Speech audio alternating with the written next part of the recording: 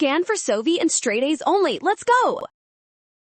Kinetic energy changes by work, so this one is fast. Compare how much of force F actually acts along the block's rightward displacement D. By the work-energy theorem, the change in kinetic energy equals the net work done during the motion. So here, we only need to compare work over the same small displacement D. Work from a force is Fd times the cosine of the angle between force and displacement. So the largest kinetic energy change happens when the force points fully to the right.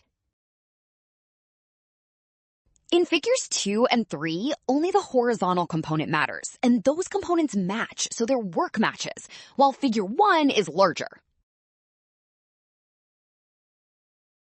Well done! Option C. Scan now. Trap, don't rush signs or directions. Rule, trust the given displacement and check which force component actually does work.